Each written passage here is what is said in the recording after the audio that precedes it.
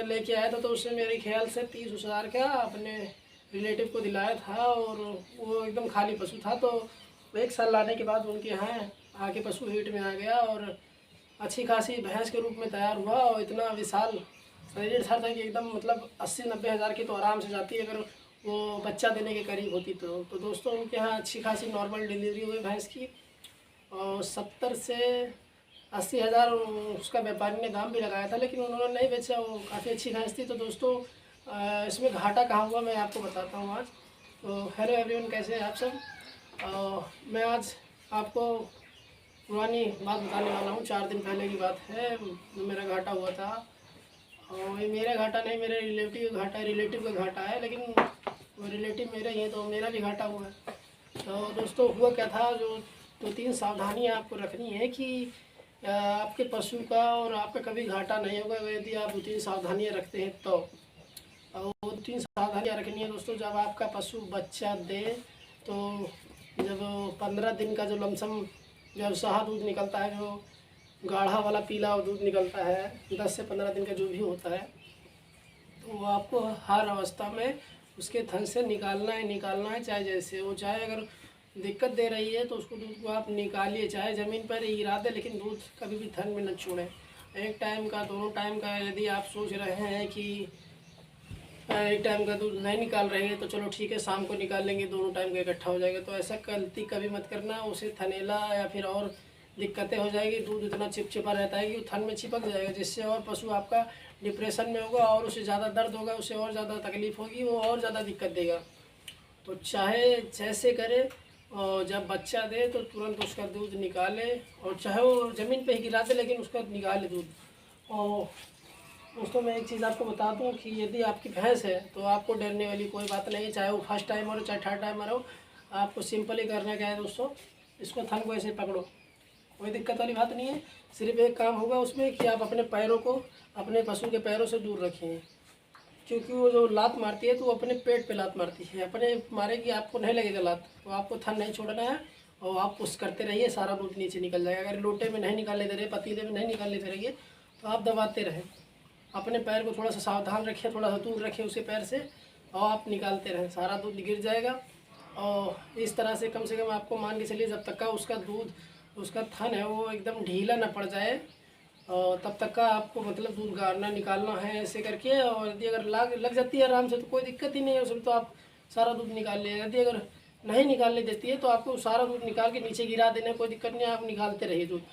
तो अगर आपकी गाय है तो गाय में सबसे ज़्यादा ध्यान देने वाली बात दोस्तों क्या है कि जो गाय लात मारती है ना, वो गाय लात मारती है यहाँ पे लगती है, सीधे यहाँ पे लगी जाती है।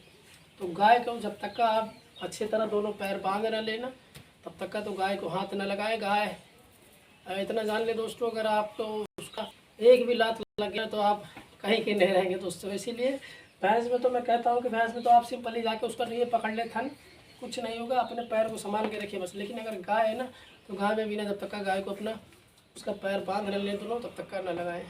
और इस बात का ज़रूर ध्यान रखना है दोस्तों कि दूध एक भी टाइम का जब तक का बच्चा देती है आपकी गाय भैंस, और दूध एक भी टाइम का थन के अंदर नहीं रहना चाहिए। जब तुरंत के तुरंत निकाल देंगे तो आपको पशु को कोई थन से संबंधित रोग नहीं होगा, उसका दूध अच्छा लगेगा और काफ़ी लंबे टाइम तक दूध देगा। लेकिन अगर आप सोच रहे हैं कि आधा दूध निकल गया है, अब तो थन खाली हो गया है, हम शाम को निकाल लेंगे, तो वो दूध एकदम चिपक जाता है दोस्तों। जो बच्चा देने के 10 दिन वाला दूध रहता है वो एकदम अलग रहता है, वो काफ़ी चिपचिपा रहता है, तो वो तुरंत थन के अंदर चिपक जाता है, वो इतनी आसानी से छूटता नहीं है। काफ़ी दवाई करने के बाद भी वो आपको ठीक नहीं कर पाएंगे उसको। और जो हमारे रिलेटिव थे उन्होंने ऐसी ही गलती कर दी, और सबसे बड़ी बात उनकी गलती ये थी कि वो जेंट्स नहीं थे लगाने वाले, लेडीज़ ही लगाने वाली।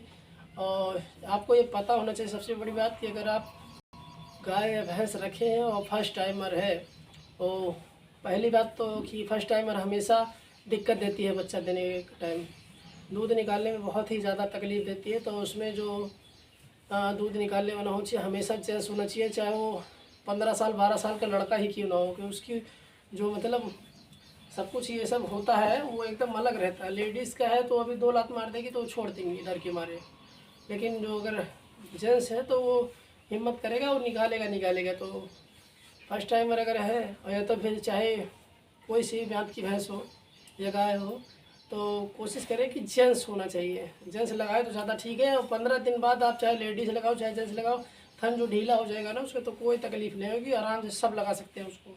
लेकिन अगर ताज़ा ब्याई है और 2-4 दिन की दिक्कत है तो फिर उसमें तो जेंट्स ही लगाएं। 1 हफ्ते तक का आपको कम से कम ये करना है, कोशिश करना है कि जेंट्स ही लगाएं।